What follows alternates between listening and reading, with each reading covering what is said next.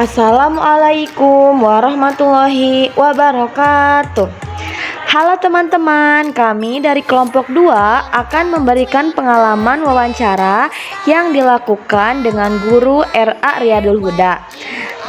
Dalam laporan yang kami buat memiliki judul jenis-jenis permasalahan yang ada di jenjang PAUD. Bimbingan dan konseling pribadi sosial merupakan bimbingan untuk membantu para individu dalam menyelesaikan masalah-masalah pribadi sosial, seperti hubungan sesama teman, penyesuaian diri dengan lingkungan pendidikan dan masyarakat, atau bisa juga dengan tempat tinggal mereka dan bagaimana bentuk penyelesaian konfliknya. Kali ini saya dan kelompok akan membahas konflik atau permasalahan yang ada di jenjang PAUD. Seperti yang kita ketahui, kalau jenjang PAUD adalah masa di mana anak-anak usia dini bersekolah. Bisa diawali dari usia 4 sampai 6 atau 7 tahun. Ada beberapa anak yang memiliki konflik atau masalah pribadi sosial di sekolah, terutama di jenjang PAUD. Dalam wawancara yang saya lakukan di RA Riyadul Huda, terdapat beberapa anak yang memiliki masalah dalam berbicara atau bisa disebut speech delay. Tidak dapat dipungkiri bahwa speech delay merupakan suatu masalah pada anak yang biasa dianggap wajar dan lumrah. Dapat ditangani oleh orang tua dengan menambah kosakata atau dengan seiring berjalannya waktu, anak pun akan berbicara dengan lancar. Karena kepala sekolah di RA Riyadul Huda yang kami wawancarai merupakan seorang psikolog, beliau sering menganjurkan terapi atau melakukan asesmen dengan dokter tumbuh kembang anak. Selanjutnya, konflik sosial pribadi yang ada pada jenjang PAUD adalah tantrum. Tantrum adalah ledakan emosi, biasanya dikaitkan dengan anak-anak atau orang-orang dalam kesulitan emosional, yang biasanya ditandai dengan sikap keras kepala, menangis, menjerit, berteriak, atau membangkang. Bisa juga mengomel dan marah-marah. Beberapa anak di RA yang kami wawancarai, yaitu RA Riyadul Huda, menjerit atau menangis dengan kencang atau bisa disebut dengan mengamuk ketika keinginan mereka tidak terpenuhi. Penanganan pertama dari guru RA Riyadul Huda adalah mengajak anak untuk berbicara atau mengobrol dengan tenang, lalu menanyakan apa keinginan mereka. Setelah itu, jika keinginan tersebut adalah hal lumrah, maka guru di sini akan memberikannya sesuai dengan aturan. Misalnya, bila anak ingin bermain di waktu saat bukan bermain lalu mengamuk, maka guru akan memberikan waktu sekitar 5 sampai 10 menit untuk anak tersebut bermain. Kemudian sang anak pun bermain dengan diawali janji, yaitu ketika selesai bermain ia akan masuk ke kelas dan berhenti atau menyimpan mainan tersebut. Lalu untuk anak yang terbiasa memukul pada saat marah, di RA ini dibiasakan anak untuk berbicara baik-baik, lalu ditanyakan anak tersebut mau apa. Untuk anak yang bisa mengungkapkan apa keinginannya dan menjawab pertanyaan ibu guru, maka ibu guru akan mengarahkan untuk anak agar tidak memukul dan membicarakan keinginannya, seperti ada apa nak, kenapa, kamu mau apa. Kemudian untuk anak yang bisa menjawab, ia bilang saya mau ini bu guru, maka bu guru akan mengarahkan anak untuk tidak memukul.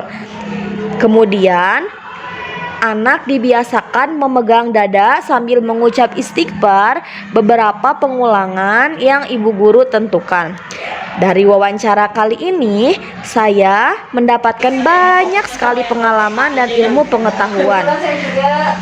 Masih banyak yang ingin saya sampaikan dalam video ini, namun karena waktu dan tempat yang kurang memungkinkan, saya cukupkan dan saya ucapkan sekian dan terima kasih telah menonton sampai habis. Mohon maaf bila ada kesalahan. Selamat menonton video asesmen saya dengan guru RA Riyadul Huda.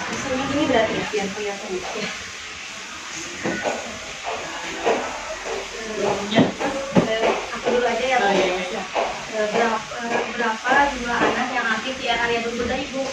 Kalau untuk yang jumlahnya hampir semua aktif. Dibilang anak kalau nggak aktif malah aneh ya sebetulnya. Ya. Tapi kalau misalnya untuk aktif hampir semuanya aktif. Tapi kalau misalnya aktifnya ada kategori khusus, kalau untuk di kelompok A yang saya ajar sekarang, yang saya udah sekarang, ada sekitar 4 anak yang tergolong aktif sekali dibandingkan dengan lainnya. Jadi ada 4 anak kalau khusus di kelompok A. Kalau di kelompok yang lain saya kurang tahu. Kalau di sini ada anak yang tidak diasuh oleh orang tua kandung seperti wali atau semua rata-rata orang tua. Kalau setahu saya semuanya ada orang tuanya, tapi kebanyakan orang tuanya pekerja. Bekerja itu ibu atau ayahnya atau dua-duanya itu bekerja. Jadi ada yang mendapatkan pendidikan sama keluarganya, sama neneknya, sama ibunya, kayak gitu. Jadi diasuh sama orang tua, tapi lebih seringnya diberikan ke keluarganya. Itu karena ada alasan bekerja. Di sini ada anak yang single parent orang tuanya atau yang tidak sama sekali diasuh oleh kedua orang tua atau dua-duanya. Kalau single parent ada, tapi kalau diasuh tidak sama orang tuanya, setahu saya tidak ada. Apakah ada perbedaan antara orang tua yang single parent dan orang tua yang ada dua-duanya dalam perilaku anak? Sepertinya ada. Kebetulan di kelas saya ada salah satu anak yang memang orang tuanya single parent, dan itu yang saya lihat ada perbedaan. Yang tadinya anaknya awalnya masuk berani sendiri, berani percaya diri, tapi pas kejadian orang tuanya berpisah, anaknya lebih cenderung lebih sering bersedih, terus lebih jadi malu. Jadi ketika masuk kelas pun harus ditemani oleh orang tuanya kayak gitu. Itu lebih sensitif. Kayak gitu.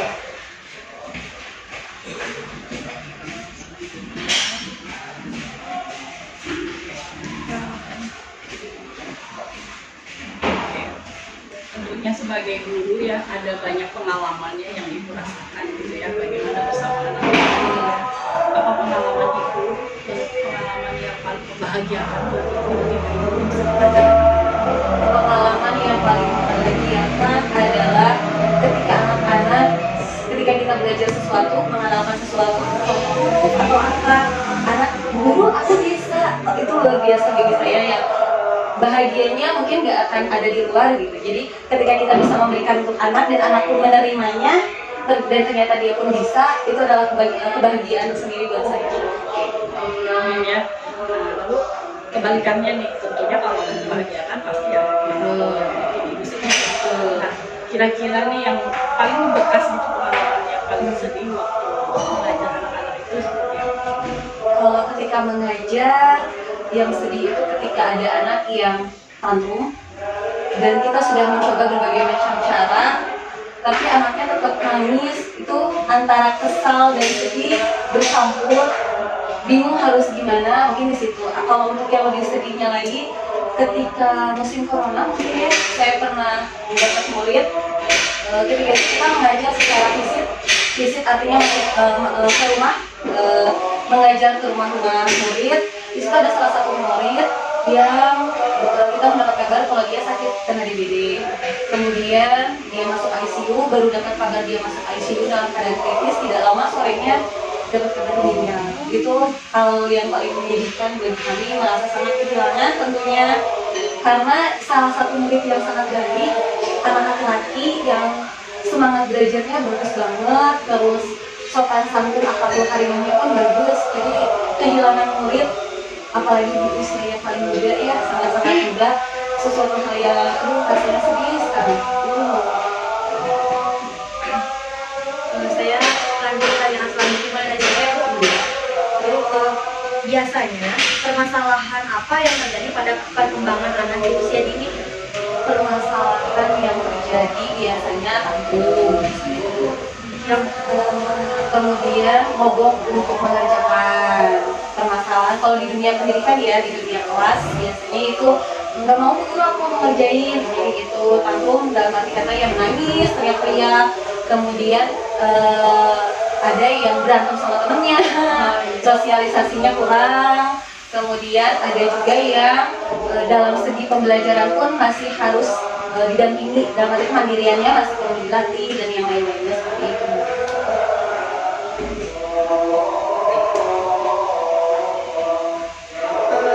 Selanjutnya Bu, apakah di sini ada anak yang perkembangannya kurang di antara anak sebaya yang lainnya dalam hal apapun, dalam perkembangan misalnya berbicara atau sosialnya, emosionalnya, apakah ada yang berbeda di antara anak yang lain? Kalau untuk perkembangan tentunya setiap anak punya perkembangan berbeda. Anak itu diciptakan dengan keunikan masing-masing. Kalau untuk perkembangan yang tidak sesuai dengan usianya itu ada. Seperti yang tadi yang sudah disebutkan, ada yang speech delay atau keterlambatan bicara, ada juga yang hyperaktif, ada juga yang cuma memang lebih seringnya itu hyperaktif dan speech delay. Apakah orang tua bisa menjadi faktor telatnya pertumbuhan anak? Bisa, karena kan anak pertama hadir di keluarga, otomatis pendidikan pertama yang dia terima adalah keluarga. Jadi orang tua pun pasti menjadi faktor utama perkembangan seorang anak. Nah ini agak sedikit melenceng ya dari pertanyaan. Ada nggak di sini untuk semacam pertemuan orang tua gitu yang menyamakan apa tuh, menyamakan Cara pendidikan seperti itu kepada anak agar tentunya ada sebagian orang tua yang sudah paham ya bagaimana mengatasi, mendampingi anak-anak usia dini, tapi ada juga orang tua yang tidak paham. Nah itu apakah di sini ada pertemuan seperti yang rutin kayak gitu? Untuk pertemuan itu biasanya kita sebut dengan pertemuan orang tua. Namanya adalah parenting untuk orang tua. Kita mengundang khusus dari luar pemateri yang memang di bidangnya untuk menyampaikan materi itu. Jadi setiap tahun biasanya selalu ada, tapi tidak rutin satu tahun misalnya 2 kali, itu tidak. Biasanya itu 1 tahun sekali. Kalaupun ini memungkinkan, mungkin setiap 1 semester 1 kali, jadi semester 1 atau di semester 2. Tapi biasanya kalau di sini itu hanya di semester awal saja. Ya tadi tujuannya itu untuk menyamakan kalau di sini tuh cara pendidikannya itu seperti ini loh. Di rumah pun diharapkan begini. Jadi biar apa yang tujuan orang tua dan tujuan sekolah pun bisa berjalan beriringan kayak gitu.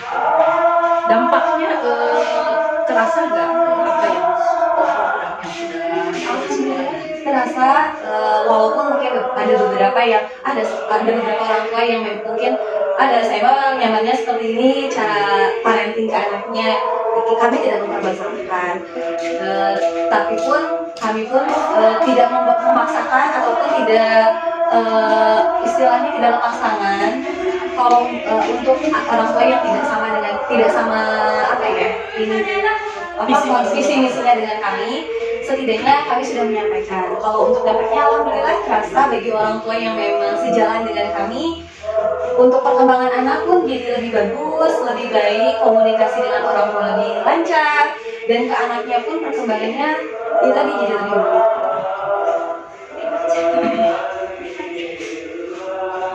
Saya ingin bertanya ya Bu, biasanya menurut Ibu apa saja faktor negatif bagi anak yang senang bermain HP? Jadi kecenderungan waktu luangnya itu digunakan untuk bermain HP. Faktor negatif ketika anak yang sering bermain HP, pertama fokusnya berkurang, fokus berkurang, kemudian emosionalnya lebih cenderung sensitif, lebih mudah marah atau mungkin lebih mudah menangis. Jadi pengendalian emosionalnya tidak terlatih dengan baik.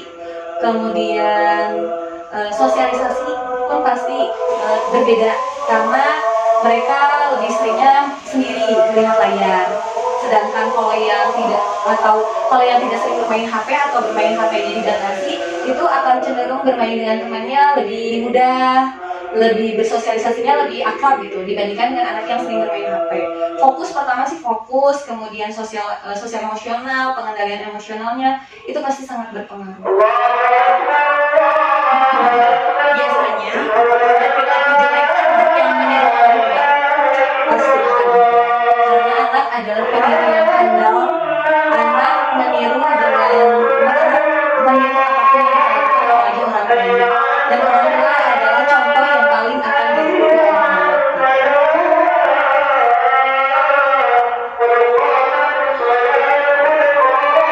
Mungkin ya, itu kadang-kadang di luar itu bagaimana perilaku orang tua memang itu di luar ranah sekolah juga gitu ya, karena yang dibawa naungan di dalam ranah sekolah itu anak-anaknya. Betul. Nah, bagaimana sih pihak sekolah menyikapi gitu apabila ada orang tua yang memberikan tauladan yang kurang baik gitu kepada anaknya gitu. Sementara itu nggak di ranah sekolah ibu. Tentunya kita pasti yang pertama akan selalu komunikasi dulu dengan kepala sekolahnya sebagai guru ya, kalau yang mengetahui. Kalau mungkin kepala sekolah yang mengetahui pun pasti akan menyampaikan ke guru kelasnya yang bersangkutan. Biasanya kita akan mengkomunikasikannya mengkomunikasikannya terlebih dahulu, cross check dulu benar nggak nih orang tuanya seperti ini. Jadi tidak langsung menghakimi, oh maunya Ima begini, menjudge dengan cara ini orang tuanya seperti ini. Kami tidak akan langsung seperti itu. Pasti kami akan cross check dulu kenapa bisa sampai seperti itu dan kenapa anaknya pun bisa sampai melakukan hal itu. Kami akan cross check dulu. Dan mungkin nanti kedepannya akan ada solusi yang baik untuk orang tua atau anaknya bagaimana. Tapi tentunya kami pasti akan selalu menyampaikan kalau bisa tolong contohkan yang baik untuk anak. Anak baik, siapa sih yang nggak akan mau? Orang tua pasti akan lebih senang anaknya baik ketimbang tidak baik gitu. Biasanya ada beberapa anak yang diasuh dengan pola harus mengikuti semua keinginan dan kehendak orang tua. Apakah ibu pernah menemui anak seperti itu? Lalu bagaimana pertumbuhan sosial dari anak tersebut? Apakah berbeda dari anak yang lain? Kalau dilihat harus mengikuti apa yang orang tuanya bilang, iya. Tapi kalau untuk sosialisasi sama temannya, saya lihat tidak ada perbedaan. Maksudnya dia bisa bersosialisasi dengan baik, ngobrol sama temannya, main, ajak bermain, tidak yang sensitif, tidak yang juga pemarah. Tapi saya tidak tahu dalam hati anak itu apakah dia tertekan atau tidak. Biasanya akan terlihat ketika dia menangis. Kalau anak yang cenderung harus mengikuti apa yang orang tuanya bilang dan dia agak tertekan, biasanya ketika menangis dia cenderung diam. Itu yang saya lihat gitu. Tapi kalau untuk sosialisasi sama teman, sepengalaman saya tidak ada permasalahan. Tidak ada bedanya. Betul, tidak ada bedanya. Lalu selanjutnya ini perihal gender ya, perihal anak laki-laki dan anak perempuan. Biasanya katanya sih ya, benar apa enggak saya tidak tahu. Anak laki-laki itu cenderung egois ya. Terus kalau keinginannya dia tidak diikutin, dia kadang suka memukul gitu. Nah, apakah di sekolah ini ada beberapa anak yang seperti itu? Lalu bagaimana ibu dengan tim di sini mengatasi anak-anak yang suka seperti itu gitu? Kalau untuk anak yang memukul karena tidak dipenuhi keinginannya, itu ada. Biasanya memang lebih sering anak laki-laki dibanding perempuan. Perempuan lebih cenderung jadi image baik, lemah lembut gitu. Kalaupun tidak mau, mereka lebih cenderung, guru aku nggak dapet itu. Kalau laki-laki cenderung langsung fisik kalau tidak diberi. Biasanya kalau kita ada anak yang seperti itu, kita akan langsung memisahkan. Kita ajak bicara baik-baik. Kalau saya pribadi ajak bicara baik-baik, saya bilang coba tatap mata Bu Guru, ingin apa, anak saya ingin apa, kalau misalnya dia bisa mengungkapkan aku ingin itu Bu Guru, boleh, tapi kan tidak harus pakai pukul. Biasanya kalau misalnya sering pakai tangan untuk memukul, saya selalu ingatkan untuk coba tangannya disimpan di dada dua-duanya. Udah, coba kita istighfar. Istighfarnya gimana? Yuk ikuti bareng-bareng, astagfirullahaladzim. Udah tenang? Udah. mau apa tadi, kita ulangi lagi inginnya apa, maunya ini, boleh bicara baik-baik. Alhamdulillah setelah dilakukan itu memang sih tidak langsung anak secara mandiri dia langsung pegang tangannya atau tidak pukul, tapi setidaknya dari situ si anak mulai berbicara, mengungkapkan aku maunya ini loh, tidak langsung merebut, tidak langsung memaksa gitu.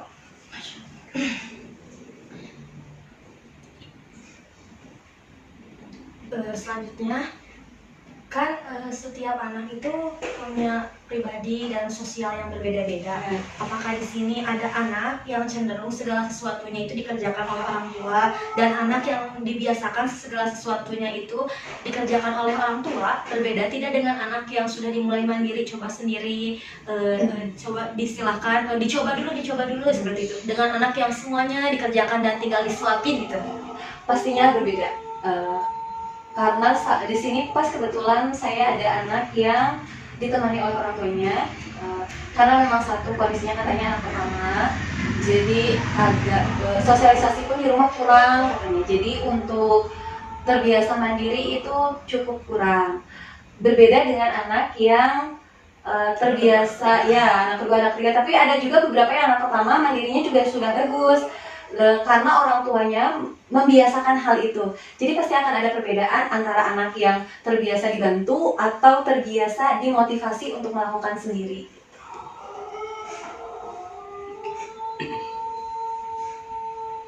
Lalu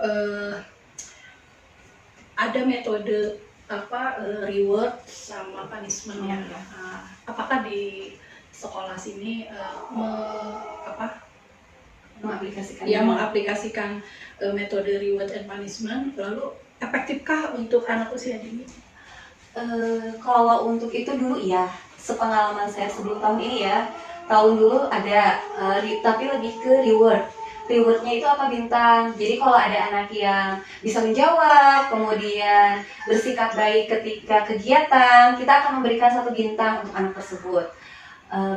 Berbeda dengan anak yang tidak mau mengikuti kegiatan dengan baik, mereka tidak akan dapat bintang seperti itu. Kalau untuk saya pribadi menerapkannya, bintang reward iya, punishment pun iya. Kalau yang saya rasakan, ketika memberikan reward, anak soleh jadi termotivasi untuk bisa lebih baik lagi. Begitupun yang tidak mendapatkan reward itu, mereka pun akhirnya jadi termotivasi. Kalau yang saya rasakan, untuk punishment sendiri, saya ingin mengenalkan kalau hukuman itu tidak seburuk yang dikira, tapi ketika anak melakukan hal yang tidak sesuai dengan aturan, mereka akan mendapatkan ganjarannya loh. Jadi tidak hanya baik dapat hadiah, tapi buruk pun mereka akan dapat ganjaran. Nah, saya mengajarkan hal itu. Kalau untuk punishment sendiri bukan sesuatu hal yang mengerikan ya. Saya memberikan punishment untuk anak seperti misalnya ketika berdoa dia tidak mau bersikap baik. Biasanya saya akan meminta mereka untuk mengulangi sendiri, ataupun ketika di dalam kelas mereka berlari-lari tidak mau mendengarkan, biasanya saya akan memberikan waktu untuk mereka berdiri menghadap tembok sambil beristighfar, ya seperti itu. Untuk efeknya apakah berjalan baik? Alhamdulillah yang saya rasakan bagus, walaupun kadang masih terulang lagi, tapi setidaknya saya mengenalkan kalau baik dapat hadiah, buruk pun ya dapat ganjaran, jadi bukan hanya dibiarkan seperti itu.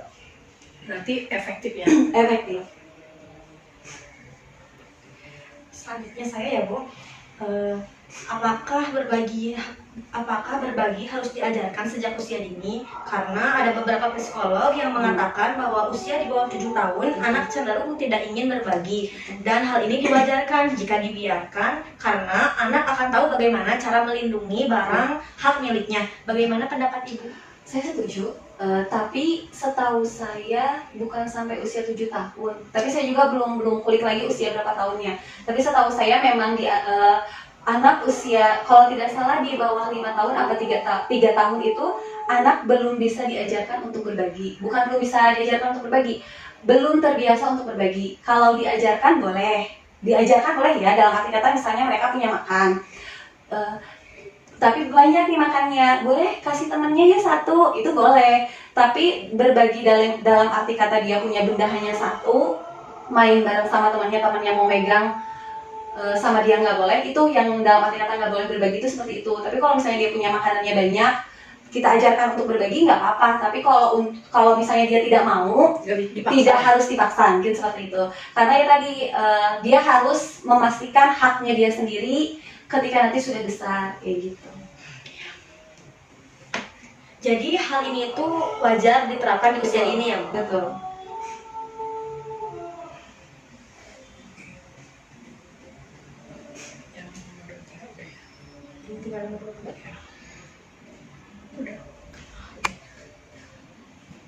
Oke ya. Ini pengalaman saya ya, pengalaman mengajar saya. Biasanya anak-anak usia dini itu kalau kita lagi menerangkan sesuatu, dia suka nyamber gitu ya. Guru saya kemarin juga saya begini, guru saya apa yang ada terlintas di pikiran dia ucapkan. Guru kemarin saya tidak sesuai dengan tema. Kemarin sama ibu saya ke kebun binatang gitu misalkan gitu ya. Jadi akhirnya kadang-kadang konsentrasi kita juga untuk mengajar terganggu gitu ya. Itu baik sih, tetapi kadang-kadang jadi belajar mengajar kita jadi tidak efektif gitu karena kalau satu yang bicaranya mungkin nggak apa-apa ya. Iya. Terus dari satu muncul satu lagi. Yang ini ngomong lagi ya, ini ngomong lagi akhirnya. Nah, bagaimana cara di sekolah ini mengajarkan anak untuk apa? Taat aturan dulu gitu, bahwa ibu dulu yang bicara baru kemudian kan. Bagaimana seperti di sini? Kalau itu pasti akan ada ya, hampir setiap hari mungkin ya Bu ya. Ketika kita akan menerangkan hari ini temanya tentang ini, mau jelasin nih, tiba-tiba guru aku kemarin gini tadi, aduh ini dari satu akhirnya muncul nih semuanya. Biasanya saya akan diam dulu, saya dengarkan, sudah. Sekarang tolong dengarkan Bu Guru ya, dengarkan itu pakai apa? Mulut atau telinga? Telinga. Berarti sekarang tolong dengarkan pakai apa? Telinga yang mendengar, mulutnya diam ya. Ya, alhamdulillah efektif.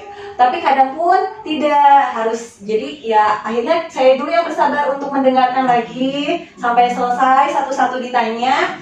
Sudah, baru kita lanjutkan untuk materi selanjutnya. Memang sih akan ada perbedaan yang tadinya kita mau bahas apa, jadi agak sedikit melenceng. Yang tadinya misalnya di awal harusnya ini malah kemana-mana. Yang tadinya misalnya kita mau ngasih materi ini tadi tengah nih, karena ada kejadian itu jadi yang harusnya di tengah jadi di awal kayak gitu sih.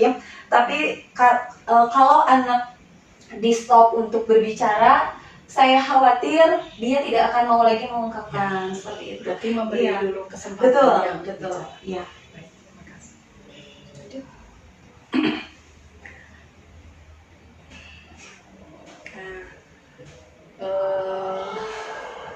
Nah ini ya, tentunya tadi kita sudah singgung ya bagaimana mengajarkan anak kemandirian sejak usia dini. Nah, apa saja sih di sekolah ini treatmentnya agar anak-anak itu bisa mandiri sejak usia dini lah gitu ya.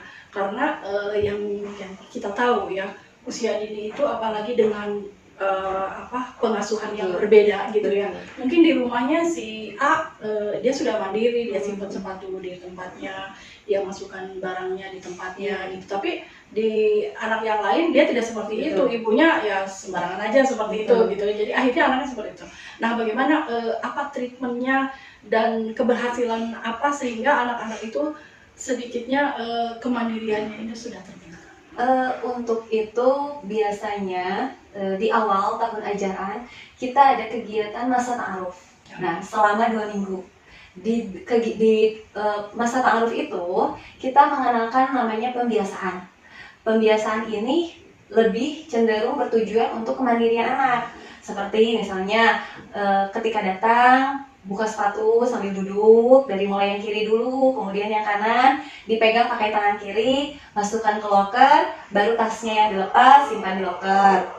Pembiasaan itu. Kemudian ada juga pembiasaan, pokoknya dari awal sampai akhir itu kita kenalkan. Tadi pembiasaan ketika di awal, kemudian ketika masuk kelas, cara membuka pintu, itu kita kenalkan.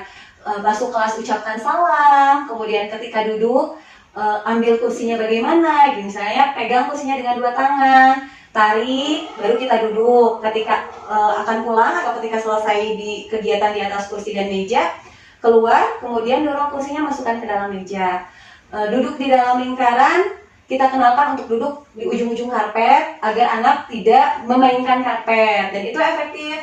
Kemudian dikenalkan juga cara mencuci tangan, cara mengambil makanan sendiri. Nah, itu kegiatan itu dilakukan di masa ta'aruf selama 2 minggu. Itu sudah kita lakukan selama hampir berapa tahun ya? Dari tahun 2019. Dan ternyata hal itu adalah hal yang efektif untuk mengenalkan kemandirian anak sebelum masuk ke kelas masing-masing, mengerjakan tugas masing-masing kayak gitu. Jadi walaupun misalnya di rumahnya tidak terbiasa hal itu, tapi karena di sekolah di awal dikenalkan, akhirnya mereka pun membawa kebiasaan itu ke sekolah, ke rumah, seperti itu. Berarti pengenalannya ya, Iya. 2 minggu yang lalu itu. Betul. Ya. Lalu yang terakhir nih ya, ada beberapa, tadi juga sudah disinggung sih oleh Tante ini, apakah ada beberapa anak di sini yang masih ketika belajar masih didampingi saat belajar oleh orang tuanya, lalu apa sih solusinya agar anak tersebut dapat ditinggal oleh orang tuanya gitu ya, dan dia dapat berbaur dengan teman-teman yang lain?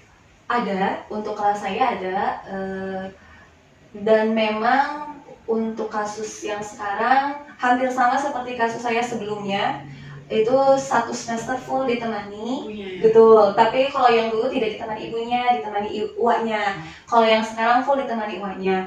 Kalau untuk caranya, biasanya saya akan terus berkomunikasi sama orang tuanya, dan memang ada perubahan. Tapi saya lebih utamakan untuk anak terbiasa dulu di dalam kelas, merasa nyaman dulu, merasa oh ini tuh tempat yang nyaman untuk saya ya, tempat yang menyenangkan ya, bukan tempat yang tidak aman, bikin takut, banyak orang. Karena kan kalau anak yang masih didampingi itu cenderung mereka sosialisasi di rumahnya pun kurang. Jadi ketika dibawa ke tempat baru, mereka akan cenderung merasa ini tempat apa gitu, saya aman gak ya di sini. Jadi untuk langkah awal saya harus memberikan kenyamanan untuk anak itu, memberikan keamanan untuk anak itu. Kalau di sini tuh menyenangkan loh, kamu bisa mengerjakan ini, kamu bisa bermain ini, teman-teman kamu bisa diajak bermain. Utamakan saya itu. Kemudian kalau belum berhasil, pastikan harus komunikasi lagi dengan orang tuanya. Tentunya tidak akan berhasil kalau orang tuanya sendiri pun tidak mau melepas, ya tidak mensupport. Jadi tetap harus ada support dari orang tua. Kalau yang tahun lalu itu ada support, orang tuanya terus memberikan motivasi, terus memberi pengertian. Alhamdulillah di semester 2 si anak bisa lepas. Kalau yang sekarang saya belum tahu karena kan ini baru 1 tahun berjalan. Jadi belum bisa memberikan ini, cuman memang ada perubahan. Si anak mulai terbiasa, mulai nyaman, mulai bisa ngikutin kegiatannya. Ya, walaupun memang masih harus mencari-cari mamanya. Harus ada, aduh dia ngerjain lagi. Jadi belum bisa tetap berhasil gitu, itu belum ya, masih proses seperti itu. Alhamdulillah. Terima kasih ya. Jangan lupa